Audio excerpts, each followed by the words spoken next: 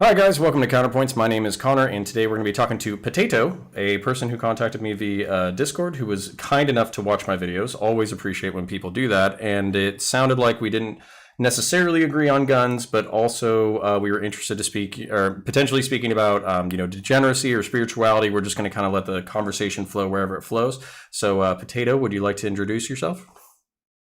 Yeah, I am Potato, and I'm from the American South, and I guess I consider myself in my heart I have that little ANCOM dream of like in the future sometime. But I guess for practicality's sake, I'm either like a market socialist or like a democratic socialist. Wow, you are a massive piece of shit for wanting incremental politics to be, to slowly but surely churn the wheels of history. I know, right? Do you survive Twitter, or are you just constantly attacked?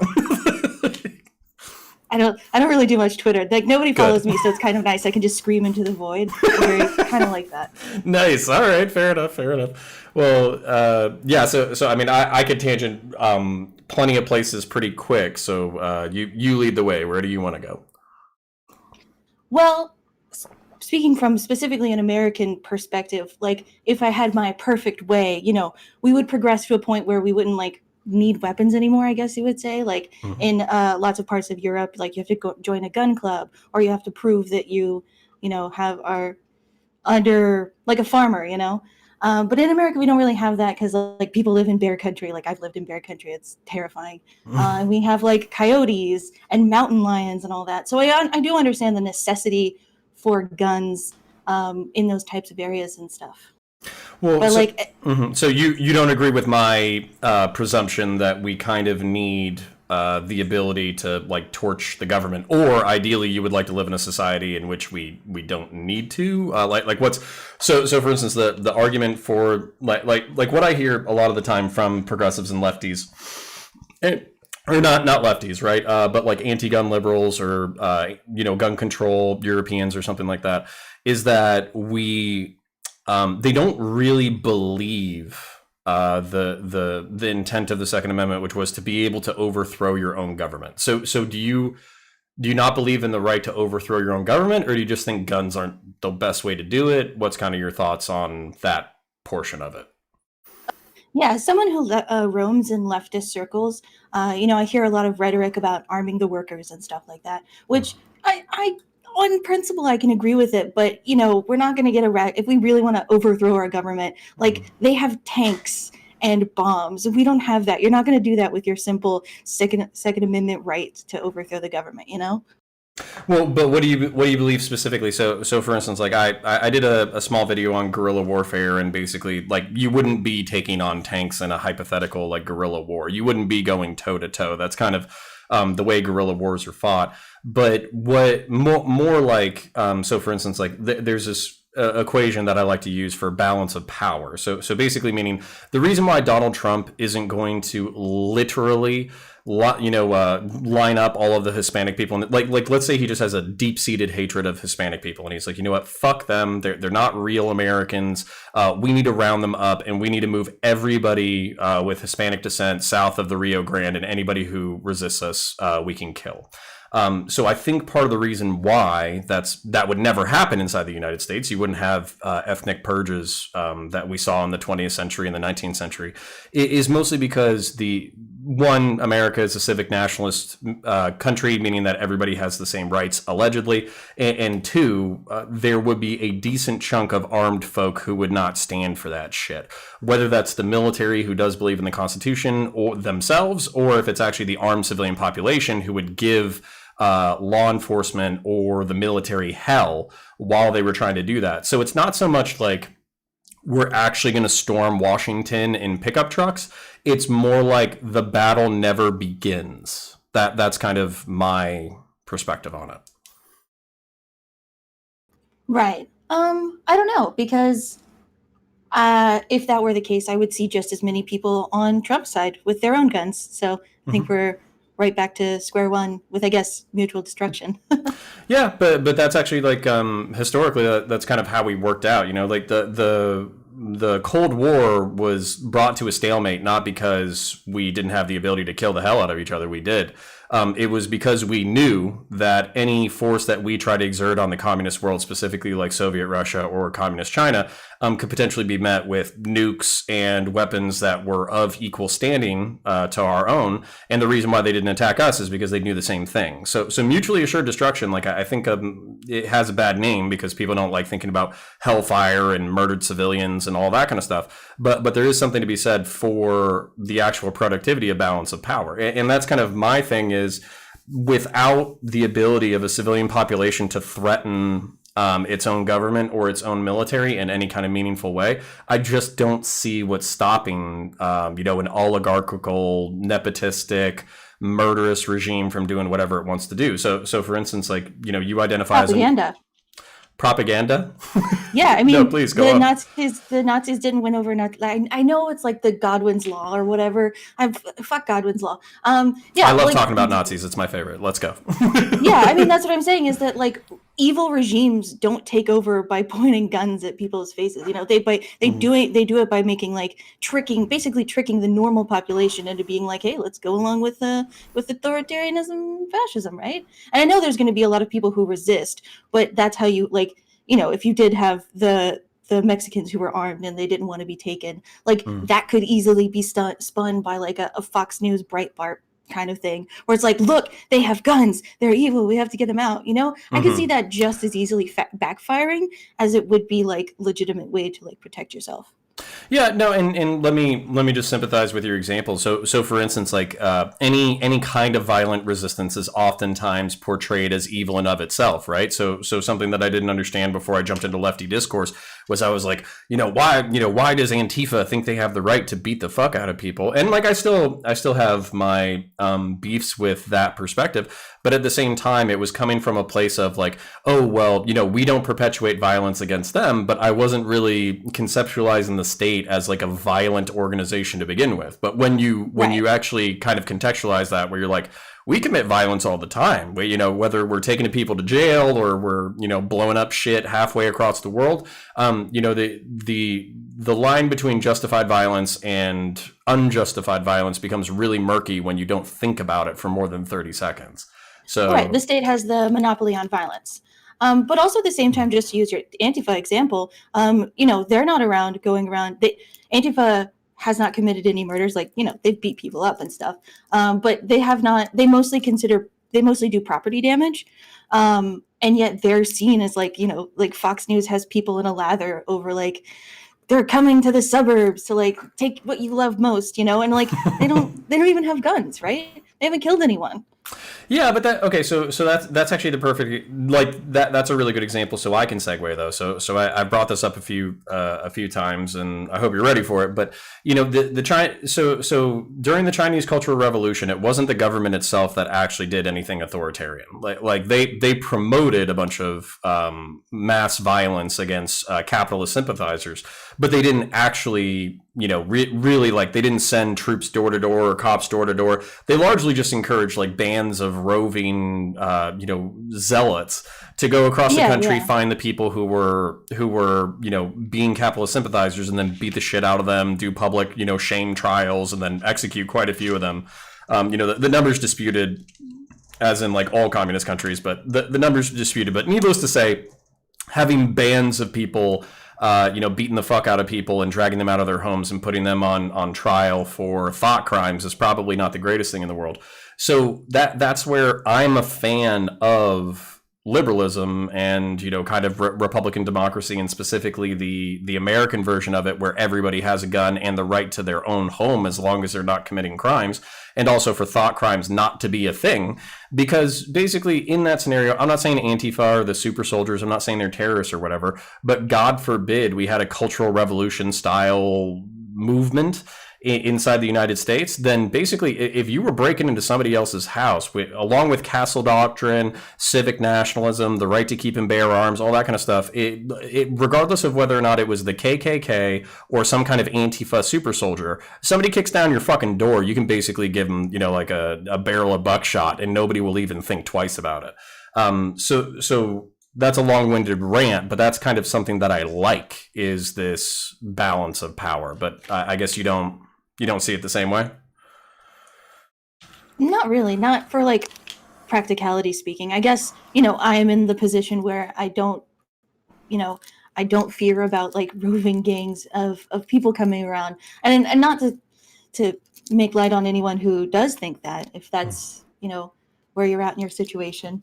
But yeah, I guess that's not my thought about guns. Like, of course, if we're talking about extreme scenarios, we can almost justify anything. But as somebody who I said, as I pointed out, me being a, somebody who wants to slowly transition into things, I think, cutting out more and more guns as we become more and more quote unquote civilized would be what we would want, Yeah, and my only pushback is just because of the, I don't know, the world that I kind of forced myself to come up in. It's the civilized world is like, it's like 3 meals away from being completely uncivilized. Like that's my thing. It's like, we had the coronavirus kind of interrupt some supply chains, and people weren't able to get the food that they wanted for a couple of weeks, and they weren't able to get toilet paper and paper towels. We're in a very delicate logistic supply chain, especially with capitalism, where any interruption in logistics is potentially like life threatening. Like literally, if my grocery store ran out of food, I would probably have about 2 weeks of groceries before I ran out of food and before we started eating pets. And I know that's kind Right. of an extreme scenario, but we're not just talking about war. We're also talking about like ecological catastrophe. We're talking about solar flares. We're talking about tsunamis, earthquakes, hurricanes, all that kind of stuff. And that's kind of where, for me, I don't see civilization as this like perpetual motion machine that will always be good. Looking back in history, I kind of like, I assume that 99% of the time it'll be good, and then 1% of the time it'll be really fucking bad.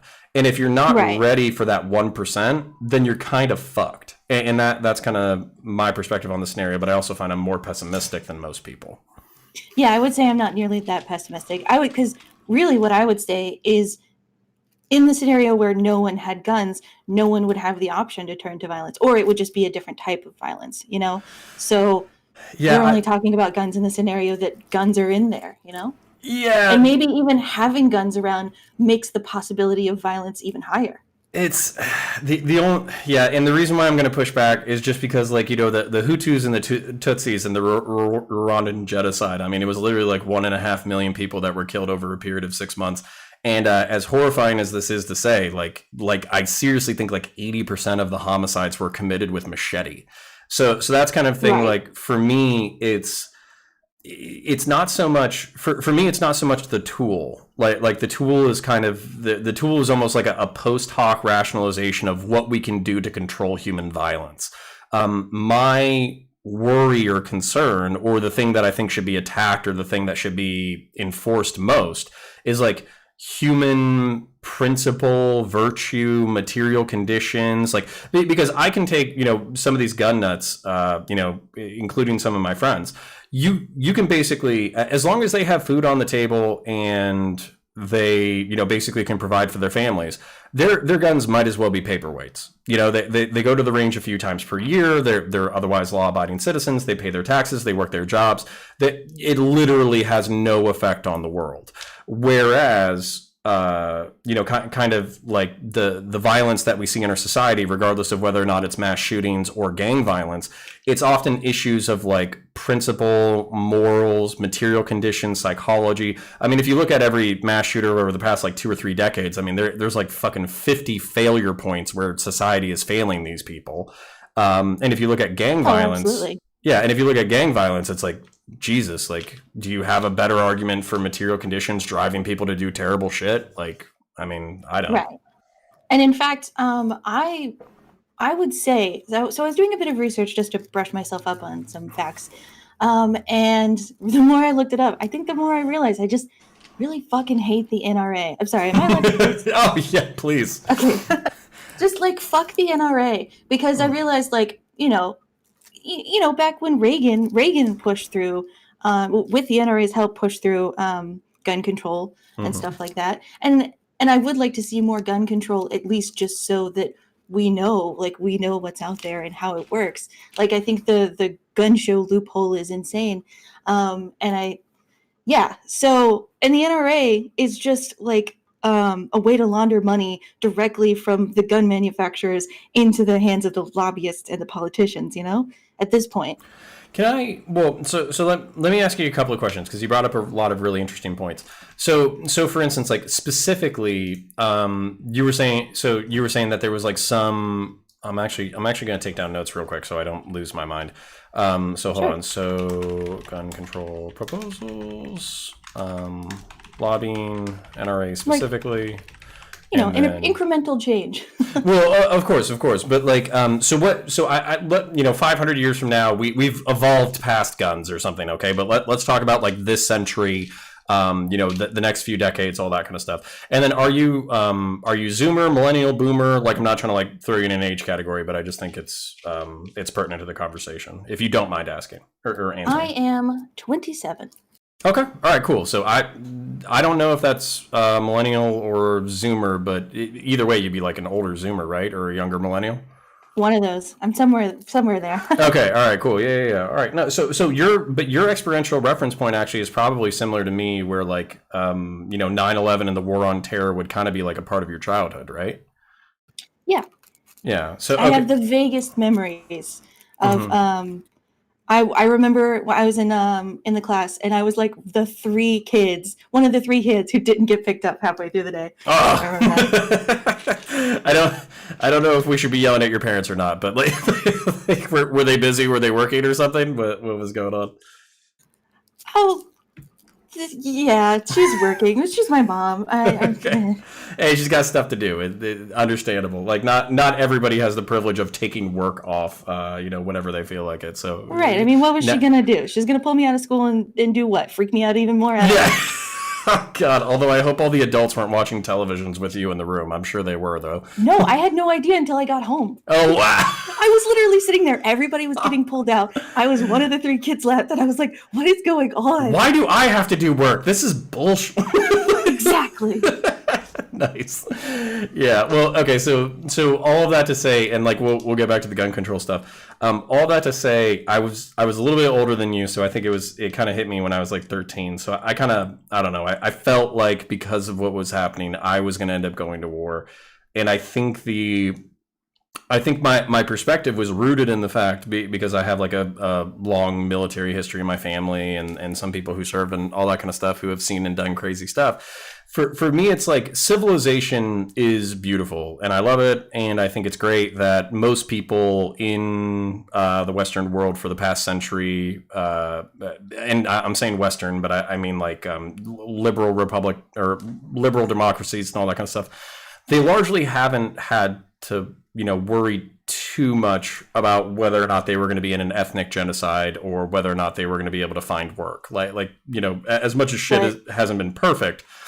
But climate change is coming, y'all. Yeah, well, that's my point. Wouldn't you rather have a Glock if climate change was coming? So, if we're going to be Mad Maxing in the next 5 to 10 years, don't you need an AR-15? I mean, I'll buy an extra one for you if you need it, but like, jeez.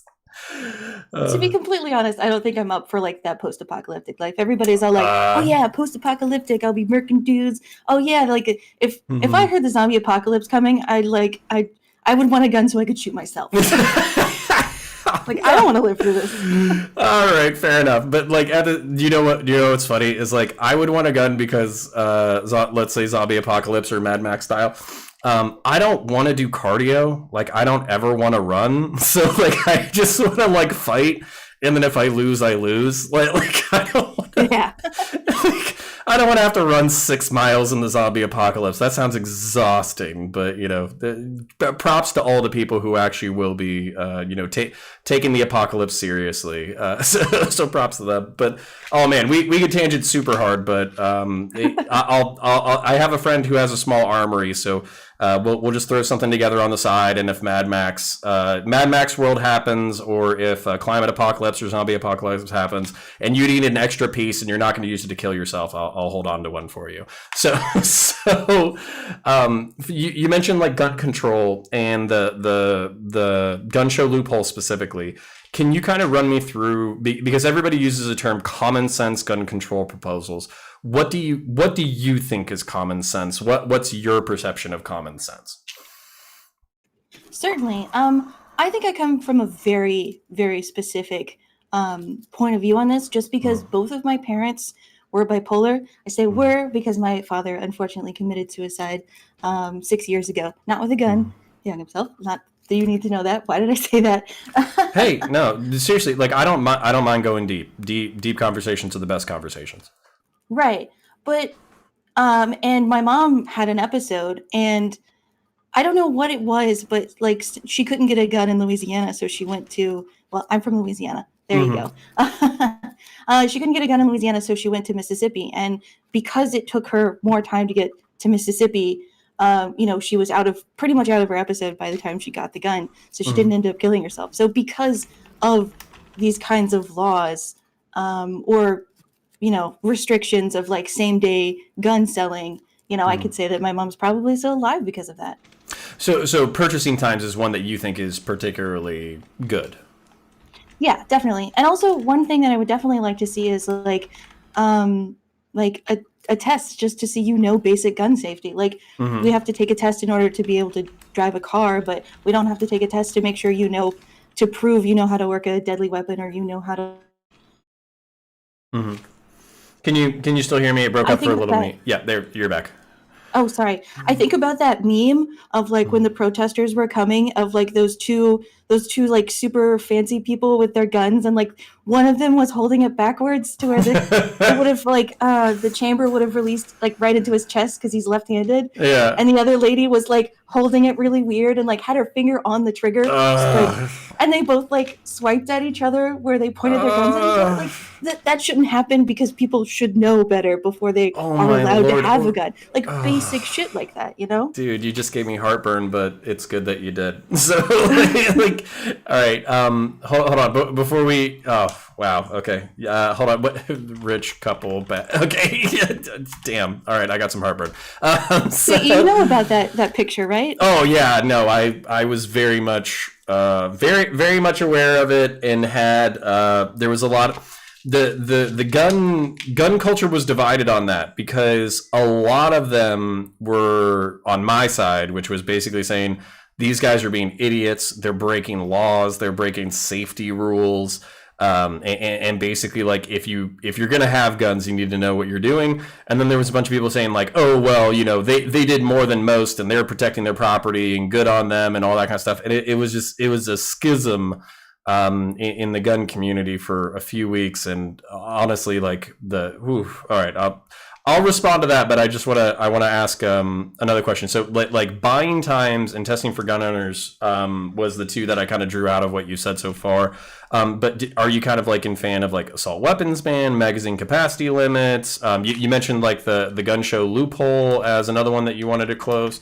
What was there anything else like really off the top of your head that you kind of think would be effective, that you would be interested in seeing implemented by our government?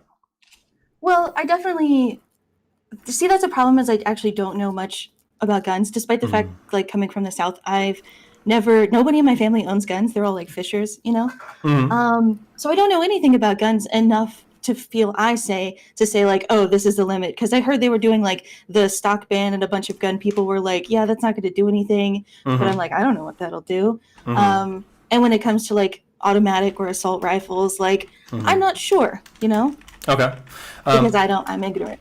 Okay, no, hey, I appreciate your honesty rather than just throwing stuff out there, so that's awesome. So let me, because I don't speak for all gun owners. Like plenty of my friends would basically just tell you to pound sand. Like they're not the most polite people. But let me just tell you, for the sake of olive branching, let me tell you kind of like where we agree. So for the purchasing times, I'm actually like 100% with you. The only thing, so it's like a well-regulated militia being necessary to the security of a free state, the right of the people to keep and bear arms shall not be infringed. So that the Second Amendment, I actually have like a really old, when I first started the channel, like 4-part series just breaking down all the clauses. But the clause that's most important is that it's the right of the people to keep and bear arms shall not be infringed, where the the operative noun or the subject of the clause is the people. So it's not a militia, it's not a well-regulated militia. The people are the people who are not, who need to be given guns. So there's kind of like a strict thing there, and I get there's this whole controversy of DC versus hell or whatever. Who cares? But at the same time, with purchasing times, I don't necessarily see that as infringing upon that right, because that we do make some categorizations in society, like being a felon or being addicted to certain drugs or having certain diagnosed mental disorders, as being things that preclude you from exercising that right effectively. So the purchasing times I'm actually okay with, because like if you extended it out a week, a person who has a legal reason to want to own a gun is going to want that gun 7 days later. Somebody who has an illegal purpose or who just wants to kill themselves, you know, who knows? Things might change over 7 days. And I actually think that's, you know, whatever, or 3 days or whatever they pick. And I'm actually sympathetic to that because, so for instance, like, I don't think a lot of drug gangs are buying their guns from gun stores, but I do think a lot of suicidal people probably do, because most suicidal people are not interested in hurting other people with their suicide. They're literally just trying to take themselves out of pain and take themselves out of existence. So they're not, you know, they're not going into the hood to buy a gun, and they're not robbing people to get a gun. They're literally just looking for the most efficacious way to kill themselves. And if you give them a rifle or a shotgun same day, no questions asked, that's a pretty quick way to get it done. So yeah, I would say that I think a constitutionalist approach to gun laws is probably the weakest part for me, just because, from what I understand, the founding fathers were very much aware that things change, you know, and they won't be around forever, but they want their government to be around forever. So they designed it in such a way where they didn't make very many rules, so that somewhere down the line we can change things, and you know, so that we can change things. And so I think to be such a strict constitutionalist actually betrays the idea of the Constitution to begin with. Okay. Well, and the point's well taken, but here's my thing is the Bill of Rights and the way the founding fathers, the reason why they made so few rules is because they believe, or like, and I'm, you know, speaking for them, they've been dead for a while, but you know, anybody's free to criticize me in the comments. But the reason why there's so few rules is because there's concepts that are kind of perpetual.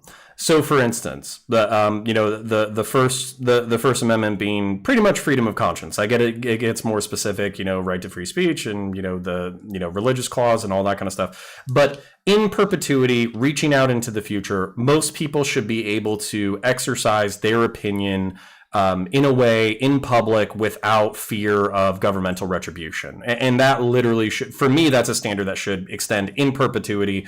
Any human civilization, even any alien civilization that develops linguistics, should probably adopt that principle. And for me, the Second Amendment is specifically because if you actually read some of the Federalist Papers, it's very specifically about enshrining in the population the right to revolution. So not only because, I mean, let's face it, our founding fathers were revolutionaries themselves. If they don't, enable future revolutionaries, their point is kind of moot. So there has to be a quote unquote just revolution. But if you don't have the mechanisms for a just revolution, then what's the point? And that's kind of where a disarmed population, but an armed government kind of not only is it ripe for abuse, but also like, what is the incentive to revolutionize? What is the incentive to listen to your population? What is the incentive to change over time? And this is where I'm much more pessimistic, and I think the founding fathers are a lot more pessimistic about the nature of humanity. So oftentimes when I get in conversations with leftists, they trust the wheels of democracy. But like, how do you trust that when in the 20th century there were so many historical examples of this going bad, and when we just narrowly avoided pretty much like what a lot of lefties view as a fascist takeover of the United States? How do you have so much faith in democracy? I guess I don't. I guess I don't. I do and I don't really. I guess I just keep trying to look towards the future in a better world. And maybe that's probably a really big fault for me, is to just always try to build to something better rather than worrying about things getting worse. I think it's been a more healthy way to look at the past 4 years, especially, is to just try to what can we do to make things better? Mm-hmm. Well,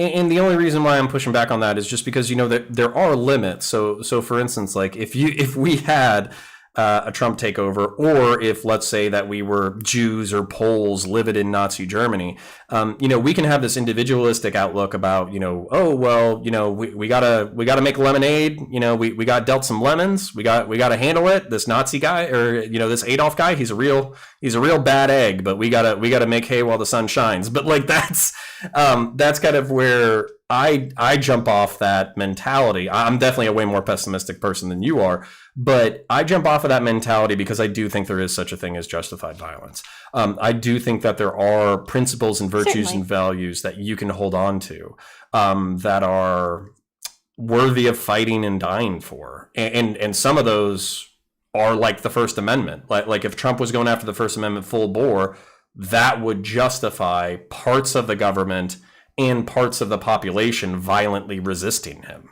So, Right, but I don't think you need guns for that, because when again, going back to the founding fathers, when they wrote that document, they were just fighting with guns and cannons, and those were basic things that anybody could have. Basically, like what a private person could own and what a military had were the same thing. But nowadays, that's not the case, And I said that before about, like, with guerrilla warfare. So I don't even see how guns are even necessary there. Like, Antifa seems to do a pretty good job of riling people up without ever using any guns. like your point's well made, because so for instance, I was talking to like Socialism Done Left for the gun control debate on Dylan Burns, and he made the point like there's this there's like this efficacy to peaceful or unarmed resistance. But basically like some kind of like historical statistical analysis of the 20th century, where peaceful movements or movements that didn't involve armed insurrection were more likely to succeed and less likely to result in death of the participants. But that's like you win the hearts of the onlookers who are looking at the protests. well, yeah, but that's like, for me, that's also like, I don't know how that's not just a recipe to let bad people run the world. So, to draw another modern historical example, you basically have, Uyghur Muslims, whether you want to call it like a cultural genocide, where they're bodily surviving, but their religion and their culture and their language is being destroyed, or if you want to go with the more extreme route, where they're just being ethnically cleansed. Like you can tell those guys all day, like, hey, you should peacefully resist. You should use democracy. You should use mass protest. You should be, if you had AK-47s, it wouldn't matter.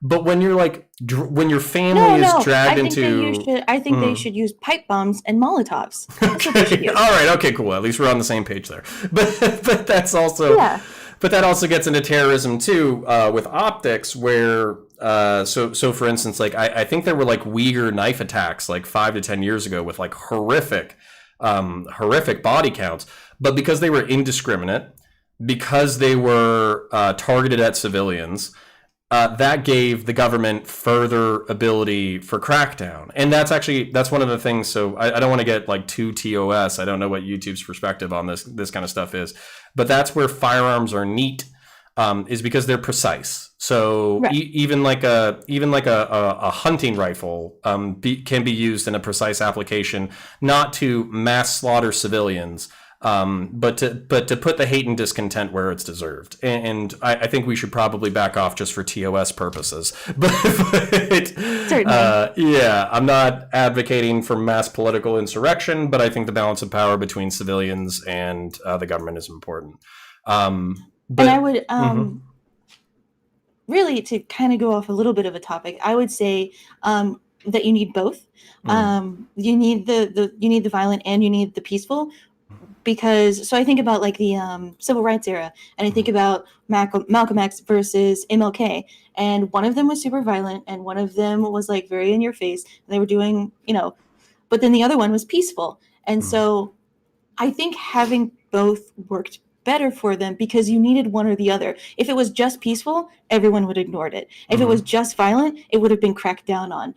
But because there were both, you could say, they're fighting for the same thing, but we should go with the peaceful ones, right? Because, otherwise there's violence. 100%. That was actually so you brought up a super important point. I'm really happy you brought it up.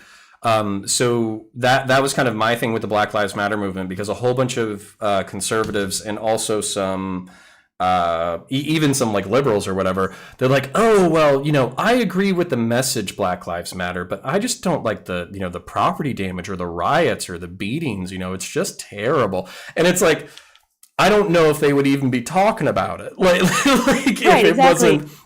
If it wasn't for the riots and the beatings and all that kind of stuff. And now I'm not an advocate. I like so for instance, like if I went downtown and I wasn't involved in the protest and you try to beat me with a lead pipe, we're going to have some issues. And like, I'm not going to care if your cause is righteous or not. Right. And also ideally I want the police to come and thump your skull as well. But the fact that people are so upset to the point that they're willing to risk violence and imprisonment in the name of this cause just tells you like how passionate people are and how much change is needed. Exactly. And that, I don't know. I get a, so you haven't proven to be the straw man, not that I was looking for, but that I sometimes find where people are like, oh, well, we can just achieve everything we want peacefully. It's like, dude, a government doesn't listen to peaceful protests. They don't, if you go and you sit on the lawn for a weekend and then you leave, on Monday, they'll be like, oh, thank God those hippies are gone. Yeah. It was starting to smell. Yeah. No, and you might have bumped into Occupy Wall Street too. Like Occupy Wall Street just became a meme for 6 months, and even though that was one of the worst economic catastrophes in the history of the world, the 2007 crash, only to be rivaled by COVID, basically it was largely ignored or made fun of because there wasn't any teeth to it. There wasn't any central direction. There's nothing to take seriously. Yeah. Well, I do know some people who were part of Occupy, so like I want to say like their thing was, but after like 6 months of sitting there, the best thing they could come down to like a tagline for their movement was get money out of politics, which like it's not sexy, it's not exciting, it doesn't get the people going, it doesn't do anything. That's the problem with leftism in general. There's nothing sexy about leftism. The right has all of this sexy, cool shit. It's unfair. Yeah, like memes when they can be 6 words, they're pretty punchy. Memes when they're like 3 paragraphs long are a little tough. Facts don't care about your feelings. Beautiful. Oh, chef's kiss. Yeah, it's so punchy. But that's we need also that shit on the left. Well, hey, you know what? But then you guys so I'm saying you guys, I get it. You're not supposed to generalize about lefties. But dude, like leftism is so cannibalistic. And I mean like leftism, liberalism, progressivism, like all that kind of stuff. You guys are so fucking ready to eat your own. Like, I know. Like seriously, like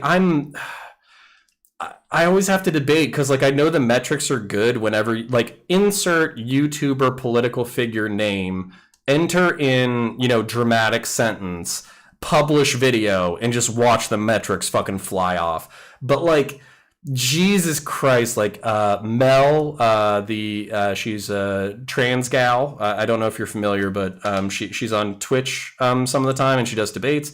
And Growgot, who I also did like a Twitch stream with one time, they're like canceling Xander Hall, and now their factions are at war. And it's like, you two motherfuckers want the same thing. Like, what is this? Stop it. And then you see somebody and they just go on and they're like, BreadTube is just a bunch of liberals now. And I'm like, so that's the pipeline. That's how you make a pipeline.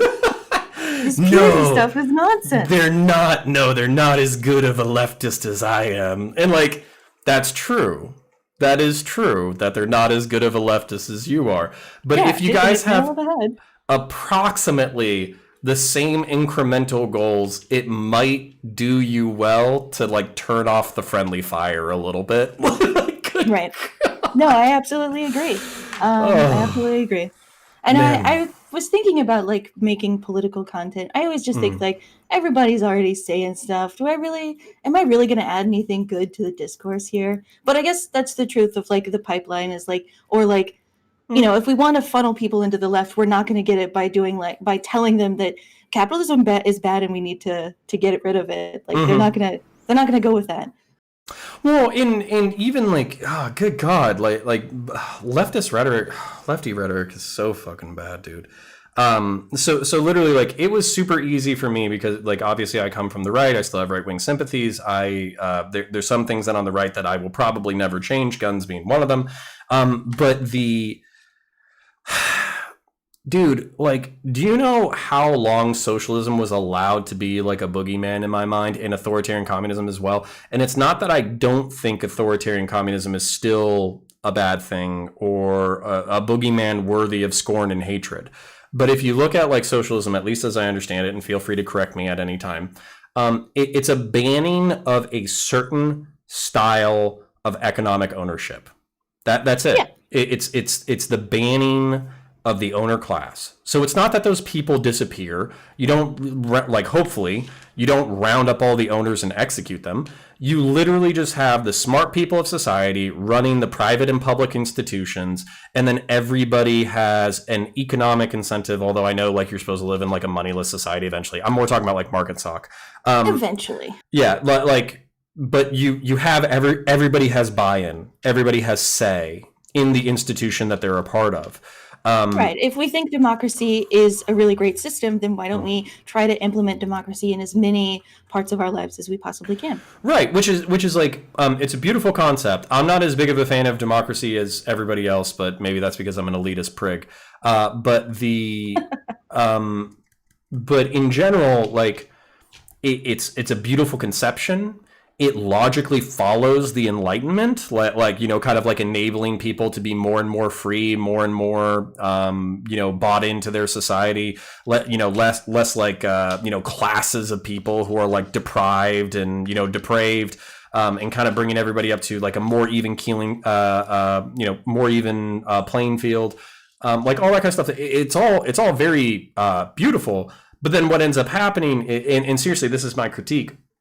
I don't understand how you implement anarcho-communism if you ban owners in a capitalist system, and then the capitalists, like the owners of the company, say no, and they have enough propaganda and they have enough people on their side that all of those people say no.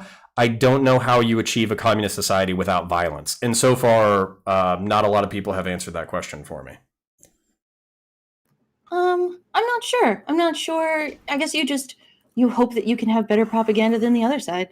I mean, that's one thing that we briefly brushed on, is that I don't think the left is really good at getting their points out when disseminating their own propaganda and making their own point. Like, I keep having to, like, I want to just slap her so bad because she keeps saying that like all the media is left and like the Fox News is the only right-wing media, and I'm like, no, CNN is not left. They're liberal. They're not left. They're pro-capitalist. They're not left. Well, and like, who's there is no left. Is this a family member or somebody My online? mother. Oh, okay, got you. Yeah. No, and you know, boomers, man, socialism, like, God, you just say that stuff and they just tanky. You know, just tanky memes just pop in their head, hammers and sickles and people getting executed and gulags and all that kind of bullshit. And they did live through the Cold War, so I can give them that. well, and I'm a child of the Cold War, you know, so that's kind of where it's still, not only does it work on me, but I have questions that have to be answered. So that's why I won't you know, claim, so like so for instance, as much as I was like, you know, conciliatory on what I believe, you know, socialism is supposed to be or what the goals of socialism are, I still don't understand. So you were mentioning that like maybe propaganda, maybe you convert everybody in your society just to believe that this is the moral way to do things going forward, and then there's a few hangers-ons, but you elect enough democratic representatives that they institute it legally, and then at that point it has the enforcement of law, and it's like it's fines, it's like fines and maybe arrests, but it's not like mass execution. Maybe that, you know, long term 300-year project. If we can't even get enough people to agree that we need universal health care, how the fuck are we going to have a revolution? Who's going to be on our side? Yeah. Like there's not enough people to have a revolution, like right now, of course. But that's what I'm saying is, like, if you have enough people to have a revolution, don't you think you also have enough people to, like, not have a revolution? Well, and even this, so like, you know, talking about like lefty inefficacy, AOC is catching shit. like the most progressive representative you have, who unironically like advocates for socialism, and when asked whether or not she thinks capitalism can be redeemed, gives a non-answer. Like Yeah, I know. she is a ideologically pure leftist who is trying to play the pragmatic game in the real world, and she is now because she's playing politics, she's catching as much shit as anybody else. And it's like, bro, like how do you plan to infiltrate and change the system if you won't even like let your people do work on the inside to change perceptions, to promote propaganda, all that kind of stuff? Like it's nuts. And then I don't know, it just feels LARPy at that point. It just feels like a purity test. It absolutely is. You're like, fucking exit the goddamn vampire castle, please. Like, it's brutal. Like, so my sympathies actually go out to the left, because like I feel bad, because it's like with the right wing. So like I probably still have like some libertarian things that are left, and then like I'm privileged enough, so I'll admit this. I'm privileged enough that I want to see like Scandinavian capitalism implemented, and kind of get to hold on to my guns. That way I get to have my cake and eat it too. But at the same time, like if it doesn't happen, I'll be okay. And that's because like I'm white, I'm straight, you know, I'm kind of a capitalist. I have a decent job. You know, I subscribe to the traditional family model, like all that kind of shit. So I'll be okay. But God, it's gotta suck to be a leftist who thinks that like your existence hinges on the efficacy of this political movement, and then just to see it get destroyed by alleged allies. So the left says that liberals would rather vote for fascism than vote for communism. And I say, sure, but it seems that the left would rather fascism wins than vote for a liberal. Yeah. So, you know? Well, Invosh had that he had that take where he was basically saying like what was it? He was saying like the left doesn't win in right-wing authoritarian dictatorships. They don't. I saw that video. Yeah, you win in liberal democracies. So, exactly. So and I was kind of thinking about that. It's like this accelerationism where like you basically have like the fascists spin off, and then the far lefties spin off, and then you have this like street fight with AK-47s and AR-15s in the streets of DC for the soul of the United States of America. I don't know, man. Like I had some weird fantasies when I was a young man, and even that feels like a stretch.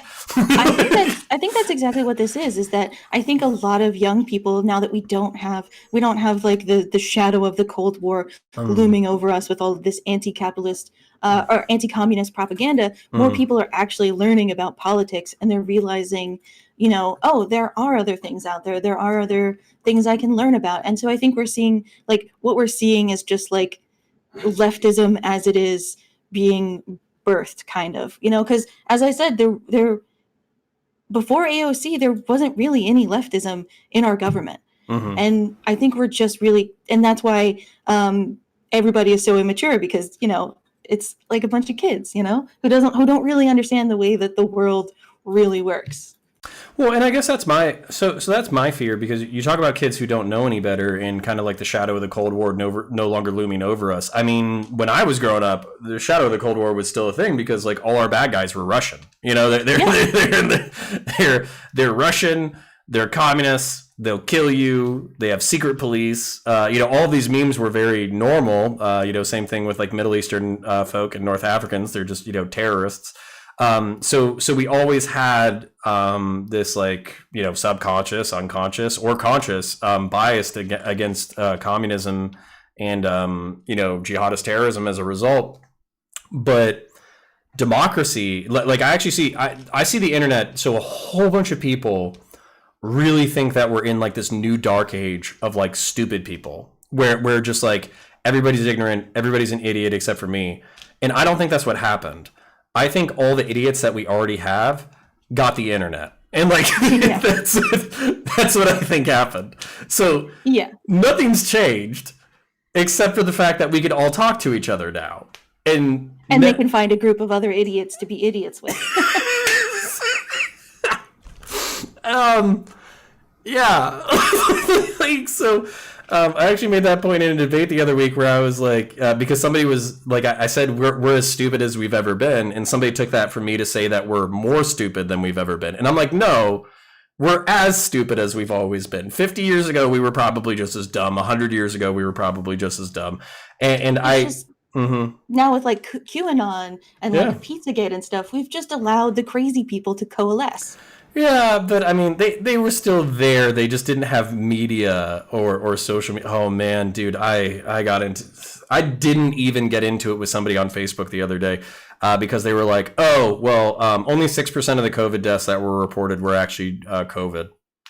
And I was like, all right. What? Yeah. I didn't even try. I didn't even engage. Because what he really means is that like 94% of the people who died from COVID also had comorbidities. And like... Right. In order to unpack that statement and be like, no, the numbers are real, people have comorbidities, but, you know, like a third of America are baby boomers, which is already considered a comorbidity, and a third of America is like overweight, which is also considered a comorbidity. Like at that point, like a third of America has comorbidity. So you saying that these people didn't die from COVID is like the dumbest thing I could possibly hear. And as I put like the first letter of the first word in the keyboard, I was like, I don't have time for that shit. like fucking, yeah. I was like, I'm out. I can't educate you in anything I say for the next 2 hours. You're just going to ignore. So I'm good. I'm not going to have that Facebook or Twitter fight. Oh God. And to go back a little bit with what you were saying with like the you know, the unwillingness of like leftism to like, you know, how we cannibalize ourselves. I guess I kind of have an analogy where I've had my own experience with this, but in a different group. And that is art. I'm an artist, and I've been on the internet doing art for over 10-ish years now. And I definitely noticed that younger artists, especially like 14, 15, 16 years old, are very about purity. They're very puritanism. And there's a lot of like, oh, you can't do that because it's cheating. You can't do this because it's cheating. But when you get to the professional world, all those cheats, like, that's what they do. They do that all the time. Like, oh, you can't use photo reference like that because it's cheating. It's just like, they're like, yeah, so I took this photo in and then I just dropped it directly where I wanted it to go. And then I did some artwork around it. You know, those shortcuts are shortcuts for a reason, you know? And I see that kind of purity testing as a very youthful thing. Like, they want the world to be right, and they want there to be justice, and they want it to be perfect. So no, you grow out of that. You're speaking my language, because like I never wanted to be a corporate hitman. I never wanted a 9-to-5 and to, you know, basically make money in a way that didn't seem like deeply engaging. And then I got a family, and, you know, being a cop and being in the military and, you know, getting ready for both of those adventures, you know, you don't make a lot of money. And after a while, you just get tired. And like the purity is just like, it lets you stay in the job perhaps longer than other people who never had that, you know, that idealism to begin with. But eventually you're like, hey, I'm already halfway through my life, and this purity hasn't paid, you know, anything yet. Like, it hasn't paid my bills. It hasn't paid dividends. The big, you know, rich manager who's supposed to swoop down and say, hey, Connor, you're not like the other boys. You're special. Let me promote you. You know, that just never happens. And they just, you know, critiquing capitalism a little bit. You know, they just suck your creative energies right out. And then, you know, as a result, you're just kind of like, well, fuck it. I guess I just have to look after myself now. Now, there's a pragmatism to that and an efficiency to that. And that's kind of what I admire about capitalism, is that it's brutal, but it works. And that's what I'm fearful about socialism, especially like the anti-work communists. I know they're like probably a really small minority, hopefully. But anti-work communists just freak me the fuck out. Like I can't. I think it's more of like anti-bullshit work, you know? Like, everybody says that, but so much work is bullshit. Yeah. So much of it is bullshit. Well, for me, for my socialist perspective is that I believe that the relationship between a worker and an owner is always going to be off balance. It's always going to be balanced towards the owner. So how do we get rid of that imbalance? We just make all workers owners and all owners workers, and that's it. And that's basic. It's not necessarily democracy, because I kind of see your point about how democracy can be bad sometimes. Yeah, but market stock has to be one of the most attractive compromises that I've seen in all of history. Because like why? So here's a moral question that like any capitalist should ask themselves if they're listening to this podcast. It's like, okay, so you take the capital, you invest it in the business, you create the business is now operational. You have a whole bunch of people who are fucking running it. Why is the profit in perpetuity going exclusively to one person? Why? Like why is that? Voluntarily, like if that person feels like sharing stock options with higher level employees or with a board or being bought out or whatever, they get to decide where the capital goes. And that's beautiful, because sometimes it gets reinvested into other businesses and all that kind of shit. But why is it moral for a single person to reap the profits of that institution when they have employees who are destitute? When they have employees who are on food stamps or government assistance, or being subsidized or anything like that, and that's something that I've started saying to right wingers, where it's like, hey, just because the government isn't your friend doesn't mean your boss is, because there's this really weird bootlicking libertarian mentality that like bosses can do no wrong and the market can do no wrong, and it's so weird. Ugh. Yeah, I'm kind of at that point with my mother. I've been talking to her more about leftism and stuff, and I guess I come to the point where, when you really think about it, some of these fascists, there's not that much difference between a lefty and a fascist, because we're all like very critical of consumerism. We're very critical of. Hang on, the police are going by. I don't know if you could hear that.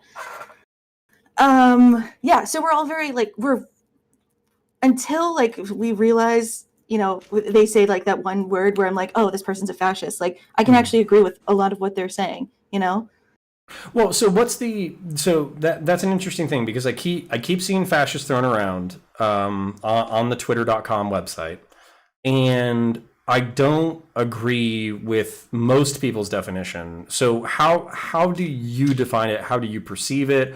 What's your fascist radar? What makes you, one, define fascism, and then two, what's kind of your like alarm bells that go off? Because I think a lot of people, now I'm poisoning the well, but I think a lot of people who are identified as fascist don't think of themselves as fascist.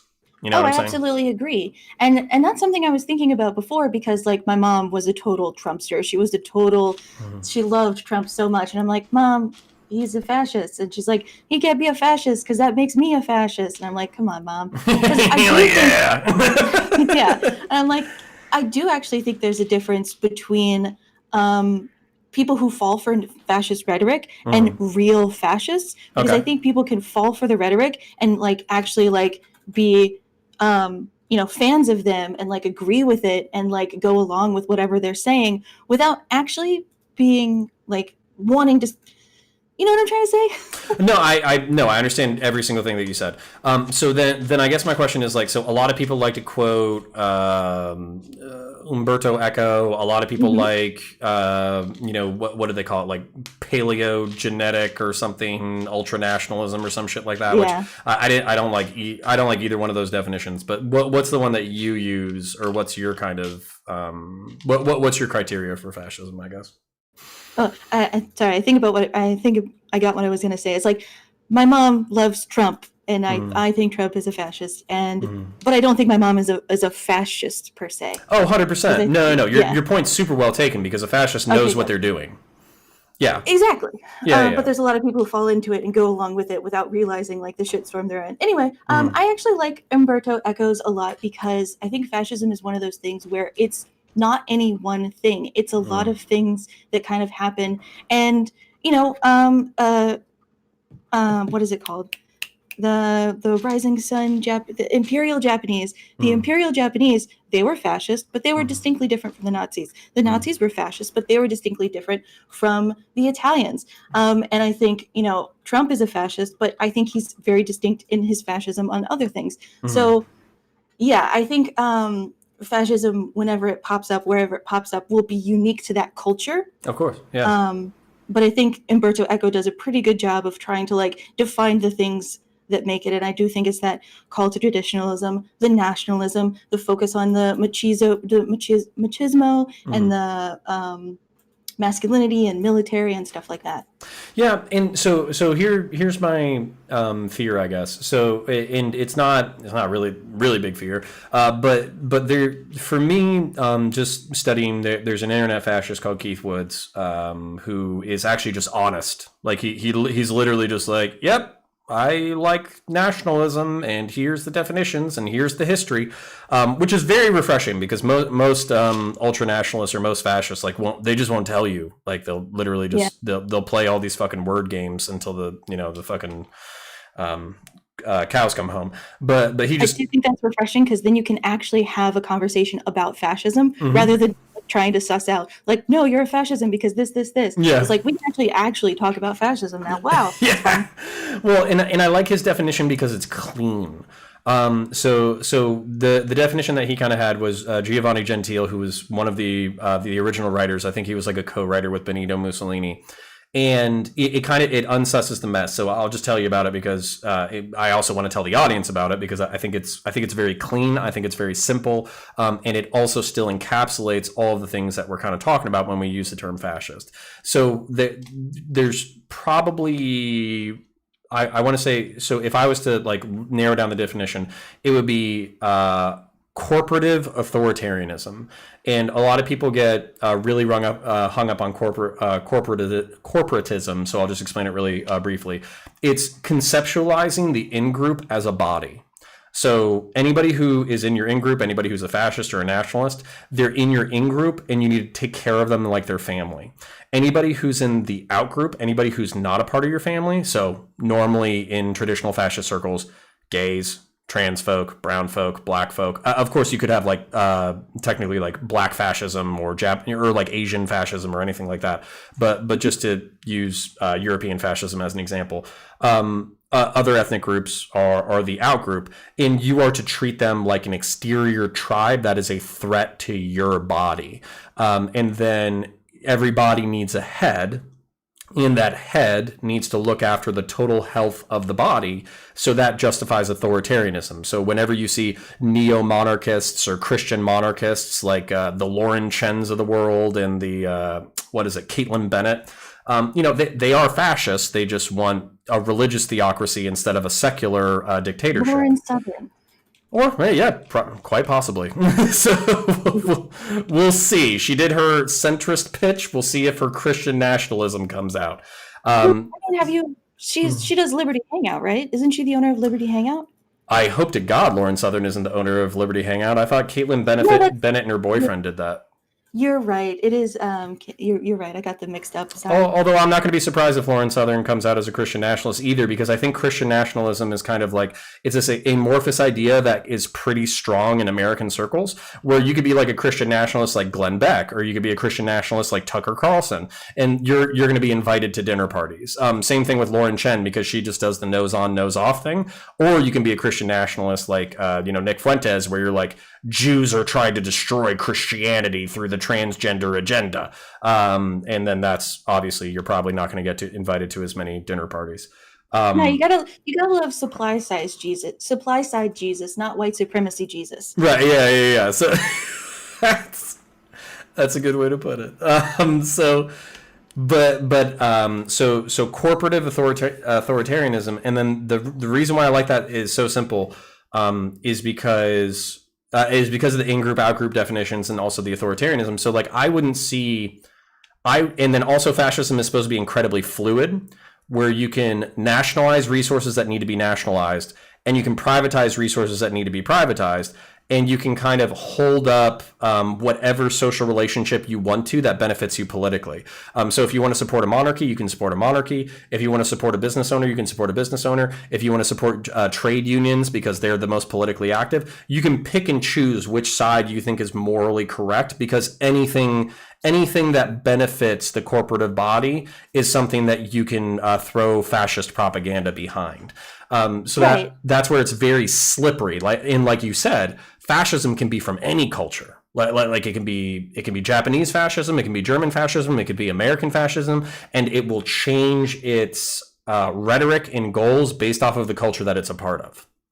Yeah. And in the same vein too as when talking about white supremacists is whiteness. You can grow or shrink whiteness depending on what you need and who you need to talk to. No, whiteness is a very strict definition, and as soon as we get rid of all the brown and black people, whiteness, that definition will stay very strict. That's Oh, of course, yeah. dude, that pisses me off so bad. It's like, dude, I was a mongrel, like 100 years ago. I was a bog farmer, a potato eater 100 years ago, undeserving of my education.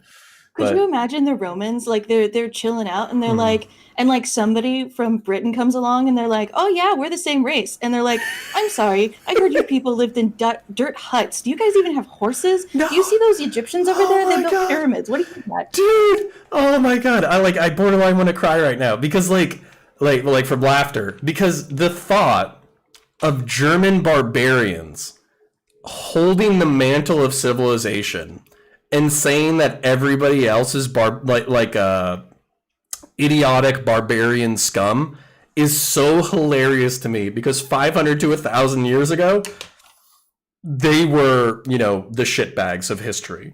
They were literally lived in dirt huts. yeah, they lived in huts. They raided, they pillaged, they raped, they murdered. Their agriculture wasn't as developed. Like, all of that shit was true of German barbarians during the Roman period, but we don't, but apparently 1,000 years just gives you the mantle of civilization, and now nobody else can climb up.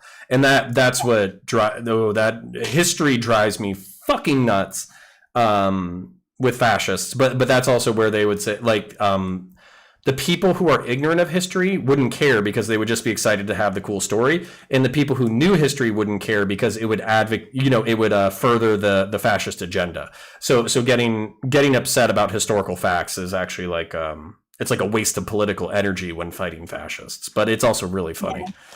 Yeah, I had a conversation with like a white nationalist, and we got into the conversation about like white passing, which is people from the Middle East or from some Asian countries, they can look white enough to where they get the same privileges as a white person in their day-to-day life that other people who might have darker skin don't have. And I got around the concept of like, if you want to have ethno-nationalism, are these white passing people allowed within the thing if like whiteness is just culture? And then eventually in the conversation, he just like straight up said that he thought that black people were racially inferior. And I'm like, I'm sorry, what about those white passing people? Because you can't have those two same beliefs at the same time, Well, and dude, and that's where like looking for consistency is really tough. And that's the thing about the Wignat Amnat split. So I know like not everybody knows what I'm talking about right now, but Wignats are like the Richard Spencers. They would be more like the ethno-nationalists or ethno-separatists, whereas the Amnats, like the Nick Fuentes crew, they would be more interested in maintaining a European majority in the United States of America and advocating for European interests the same way that Hispanic people and black people have like ethnocentric advocacy.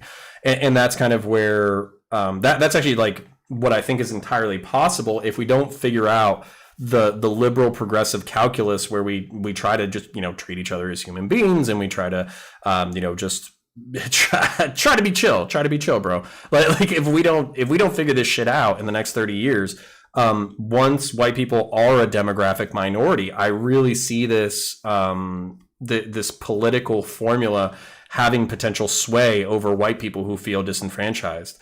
So that's what I'm worried about, is that demography, the AMNAT message, Nick Fuentes as a person, right now, it's laughable. I don't know if it's going to be laughable 30 years from now. And that's what I'm concerned with. Yeah, American, America and racism go pretty hand in hand. True. It's not roads that we haven't been down before. So that, I guess that's some historical solace, but Jesus Christ. But I don't know, like that's where I was raised with a completely different mindset, and I would like to see my mindset win because I think it's good of, kind of like this unifying American project. Now, that could be propaganda, and it could have just been like liberal propaganda from the 1990s saying that we're all equals and we should treat each other well, and you should judge somebody by the content of their character, not the color of their skin or their sexual, proclivities or gender identity or anything like that. You should judge them by who they are as a person. But I'm really worried. I'm not gonna lie. Like I'm really worried about these loud. What I view as, like you kind of pointed out, sometimes it's a youth thing. I'm worried about these loud kids who don't know or don't care about history. Yeah, definitely. I am of the opinion that diversity is good, and we should have as much of it as possible because it makes us stronger. So have you ever seen the movie Ghost in the Shell, like the original animated movie? No, but is Ghost in the Shell, does that have God, did they do like a live action adaptation with They did, yeah, with what's her Scarlett face? Johansson? Yep, that's her face. Yeah, so I haven't seen the live action adaptation, but I am a big fan of like cyberpunk and dystopias. So I mean, if I you haven't walk seen me the live through it, I would be action. good. I haven't seen the live action one, but the anime is really good, especially if you like transhumanism or like. I have watched that movie multiple times, and it's still too smart for me. It's a very smart movie. All right, I'm down. So Nice. there's a scene. So the main character is a major in the police, and she has like a really super fancy like military police operation that she runs, and she can be very picky about who goes on that team because it's like an elite service. Like they work with really high up politicians and stuff like that. And she recruits Togusa. And Togusa is a guy who doesn't have any cybernetics at all, and like all these people have a bunch of cybernetics. The only cybernetics he has are like basic eye cybernetics that everyone has. And he's like, "Why did you choose? Why did you choose me?" And she said, "Well, you were like the best cop in your whole precinct, so you seem like a good fit." And he's like, "Yeah, but I'm not all like tricked out like you guys are." And she's like, "Well, if we're all tricked out, then we'll miss something. We need that diversity in order to make sure that we can cover all of our bases and make sure that we can, if something comes up, we have it under control. So you make us stronger by being different." And I think about that. Well, she says it much more poignantly, of course, but I think about that a lot. No, and that's actually where I think. So there's some jobs, and by that I almost exclusively mean the job of killing, like literally just infantry, very specifically, just kicking down doors, and killing people either with like guns or your hands. I think that's a more masculine role. So maybe there's some trans men who have been on T for a while who would enjoy that kind of work as well. But largely, like I think there's like biological imperatives or biological realities that kind of play into that. But besides that, there's not a lot in humanity that doesn't benefit from a plurality of perspectives. And one of the memes that I would like to take an opportunity to kill right now is that women don't belong in law enforcement. I think that's so. It doesn't match up the reality, because the reality of law enforcement is that you fighting or getting into a gunfight or something like that is a very small percentage of the job. And the vast majority of the job is dealing with people, talking to people, dealing with people from different backgrounds, conversing with families, negotiating, conscious and subconscious, like, like things like, if you have a family member who is in a psychological crisis, coaxing that person into, transport either to the hospital or to a psychiatric facility. There's so many things that can be done so well by a plurality of people. And also people respond differently. So I can walk into a room with a 6'4", 250-pound gangbanger, and he's going to want to fight me.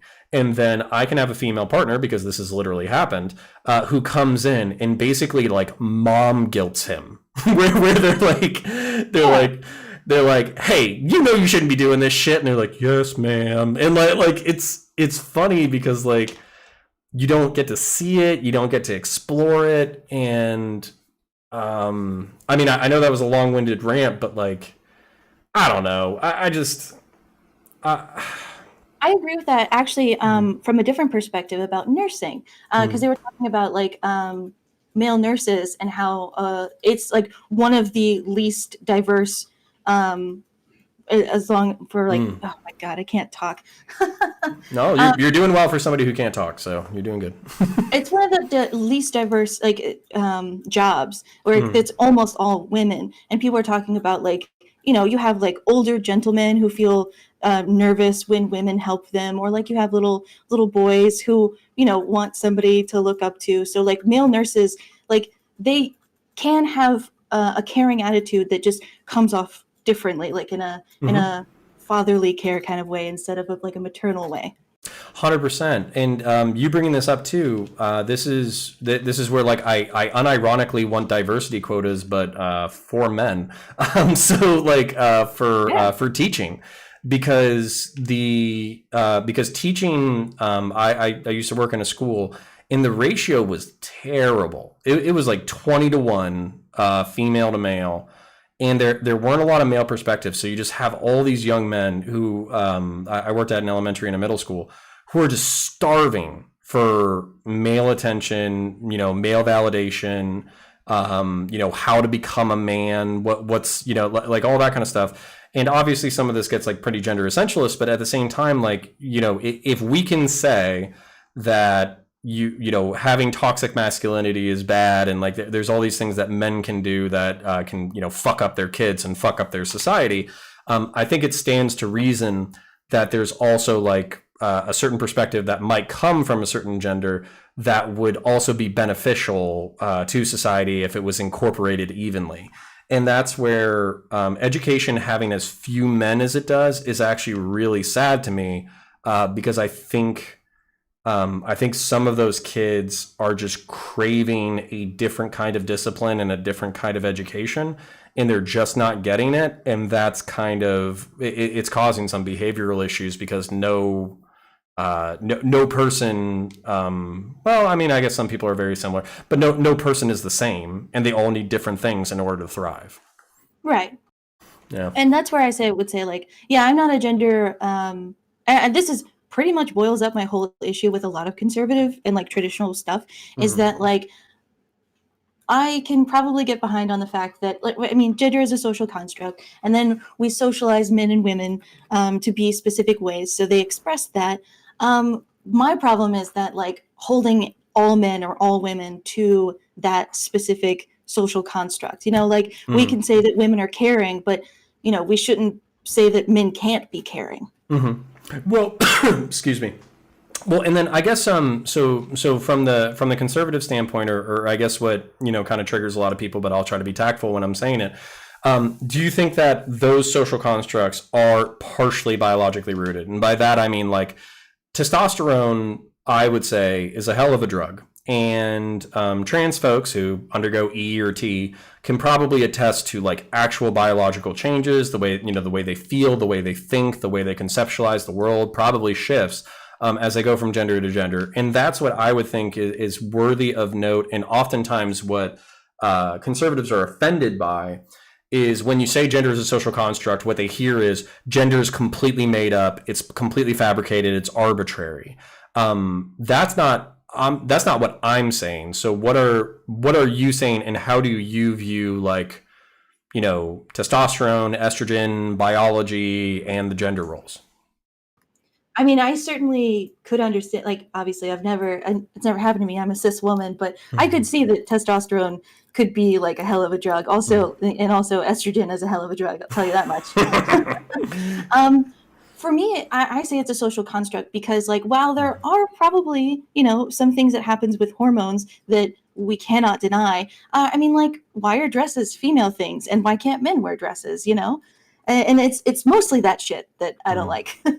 Well, I mean, some men choose to wear kilts, and I think that's it's a male skirt, so like it obviously it varies society to society, but like maybe that's like the danger for me is because like I can have like a whole bunch of like post hoc evolutionary psychology rationalizations for why men do what they do, but the W or the concession that I'll walk away with is that our endocrinology, testosterone and estrogen has some factor in the way we perceive the world, and that's like that's really like my centrist concession that I just want to get out of lefty progressives, I guess, is just that like the reason why men are aggressive isn't just because of some social fabrication that we had from 3,000 years ago. It could do with the fact that they have testosterone pumping through their veins. And it's not that we can't change that. We can change that for the better. You can socialize people to take the energy that they would put into warfare or combat or fighting and channel that into sports or competition or academics or something like that. So you can channel these things positively and negatively. And that's also not to say that women can't also be competitive and that we're on a spectrum and all that kind of stuff. But there's biological roots to this. And I'm not a pure like biological essentialist or anything like that. But I think that's a lot of the things that triggers the fuck out of conservatives when they hear social construct, they hear arbitrary. Right. Well, it reminds me of your video on degeneracy, because that's what I was thinking about. And I definitely agree with you. I think that 80% of people want to go with like the having a family, two family households, a man and a woman, they're cisgender. Like I think 80% of people are completely normal. But I think 20% of people have one or more thing that kind of pulls them out of that. Either, they're gay or they're trans or they don't want to have children or all those kinds of things. And I think the mistake that we make, that a lot of like normal people make, is because they never came to that kind of friction with their lives, where they never had their essential, what they wanted out of their life, not be the normalcy. They think that the people who aren't quote unquote normal, and I know normal is a problematic word, so come at me. Come at me in the comments. Cancel. Cancel. But yeah, I think what they have problems realizing is that the people who have come to friction with those things in their life, like they think that they're just like doing it for attention, or that they don't really think that way. They're just trying to be different or difficult. They don't realize that, some people are just different and they don't want to go along with it. Does that make sense? No, it completely makes sense, and I have my normie cis parallel for it. So here's the other thing about traditionalism or the traditional life or whatever. So I think a lot of people benefit from the traditional life because there's something rooted in us, or a decent chunk, like you said, like let's just say 80-20 split. 80% of people would benefit from the traditional life because there's something rooted in us that we've observed over time that most people benefit from this style of life. But I also think that there's something incredibly valuable to basically between 15 and 25 figuring that out. So whether that's having a few girlfriends or boyfriends, whether that's exploring mentally and spiritually where you are individually in the world, what your vocations are, what your ambitions are, what your ego is, what your job is, all those kinds of things. I really think that from 15 to 25, you have to explore those things, and you should almost compulsively do so. And to kind of draw maybe a cis het parallel to this is my parents wanted me to get a 4.0 GPA because I was capable of it. They wanted me to go to the best school available, whoever would take me. They wanted me to get a master's degree, and they wanted me to basically jump into a corporate job and make a shitload of money for the rest of my life. And I can't tell you, like I literally think if I had followed their game, good things for you, yeah, or what they perceived as good things. Yeah, and they wanted those things for me, but I can't tell. Like I literally think if I had followed their path, I would have killed myself out of boredom. Like it was like it's just it was not the path for me at all. And I couldn't follow it almost no matter what, almost compulsively. So the military and law enforcement, and even me trying to throw my hand in the YouTube sphere, this is all compulsions for me. They're things that I couldn't ignore, and if I ignored them, I would pay like a psychological price. And, Oh yeah, I have that exact same experience. I'm cishet as well, but I live in the conservative South. But I'm goth as fuck. All of my clothes are black. I dye my hair. I wear crazy makeup, and my family's just like, "Could you stop? Could you just be normal?" And I'm like, "I can't. Don't tell. No. Don't tell me what to do. I'll be in my room painting."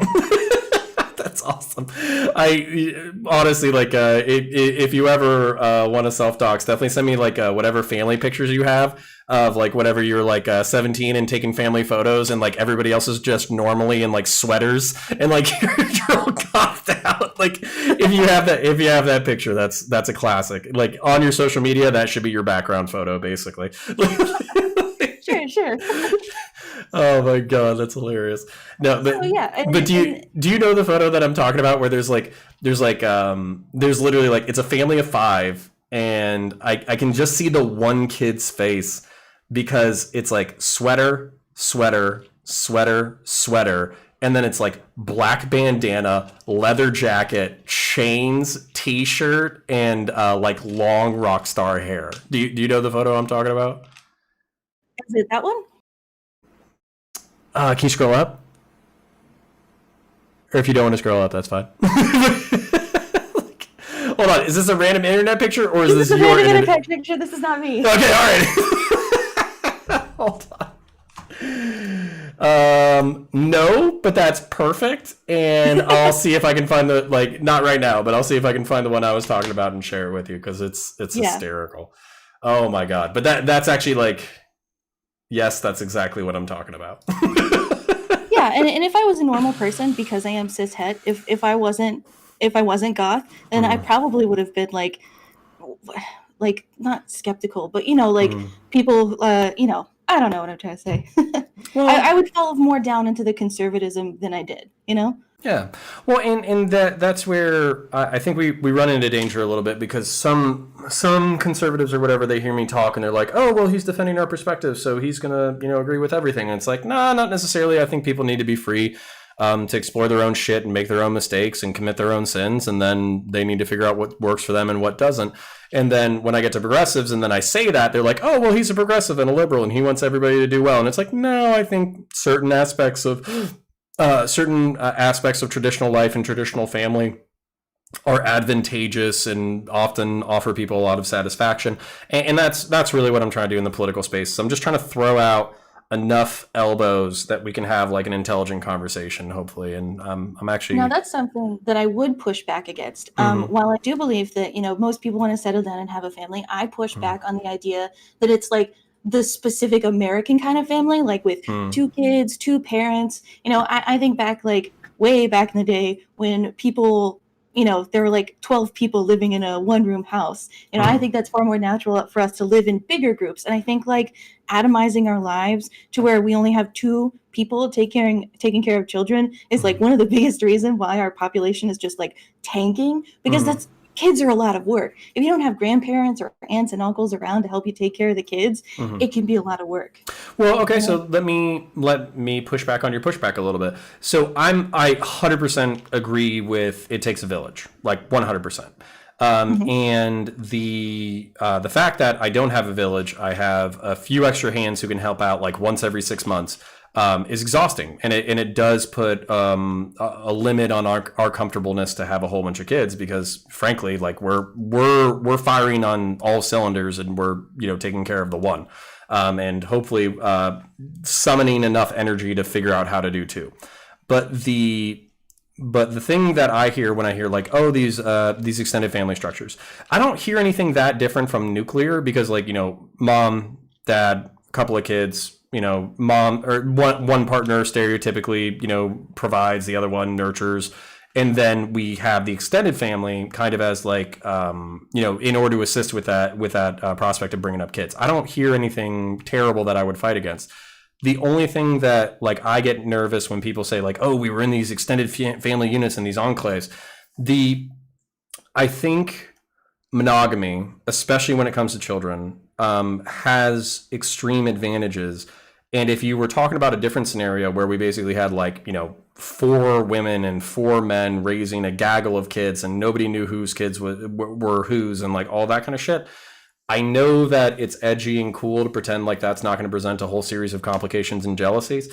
But just speaking for me, if like I have like a very highly evolved frontal cortex, and then I have a lizard brain that's really powerful. So thinking about somebody trying to woo my wife makes me want to grab a large rock and hit them in the head. So that's kind of where I just want to make that distinction for me personally, that I think like monogamy also has advantages. What about you? You don't have to follow me on the cancel train. No, I mean, I can't disagree with you, but I do also know, I wonder how much of that is a cultural upbringing, and how much of that is like a natural thing. Because I have heard of like some cultures where they did do like a village where nobody knew whose children were who, and it worked for them. So I do wonder if it's a cultural thing that we've learned, or if it is nature. I don't know. But and the only reason why I'll push back one more time is just because like it's like I heard that NPR story, but it was like the NPR story of this Mongolian village on the outskirts. You know, like that kind of thing where it's like the society in the example is true and it's real, but it's also like something that isn't as common to the world, and like that's where I think there's advantages and disadvantages to certain social models. And while I think people should be free to explore what works for them on an individual level, there should be a cultural pressure, not a legal pressure, but a cultural pressure for what we know or what we think works best. And that's kind of where I'm sure I'll get into trouble with some lefties, because I have the gall to make social judgments about how people live their lives. But you know, hey, say la vie. But, yeah, because when you say cultural pressure, I hear all the times that I wasn't hired because of my tattoos or because of my weird hair, and it just made life more difficult for me. And it's like, why can't you just accept me for who I am? Why do you have to hate me so much? Well, you know, that's what I think. Well, I would hire you. You seem pretty smart. So. Thanks.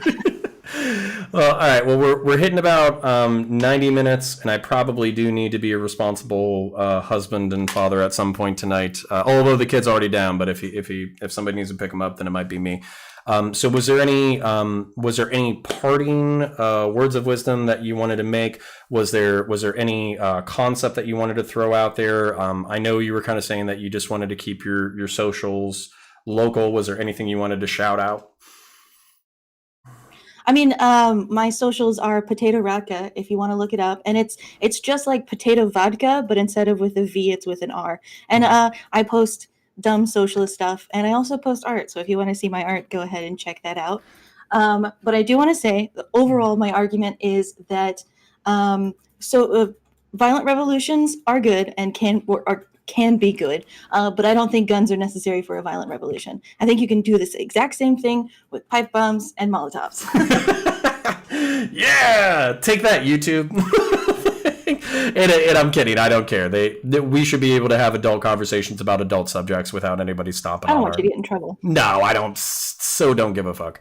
No, and 100% agree. We are talking about the politics and the balance of power and what works best for society. And I think the world will be a better place if we start having intelligent conversations about that. So even though I didn't sway you, my way, and you didn't sway me your way, I don't think that's the point. I think it's so we can understand each other. So I don't think you're the CEO of Antifa and I want to attack you, and you don't think I'm, a closet Nazi who's just advocating for the traditional family because I'm a secret Nick Fuentes or Adolf Hitler stan. So I do love conversations like this. So thank you very much for coming on, and I wouldn't mind talking to you after I stop the recording for a second. Okay. Yeah, definitely. Thank you for having me on. Have a good night. All right. Good night, guys. Bye.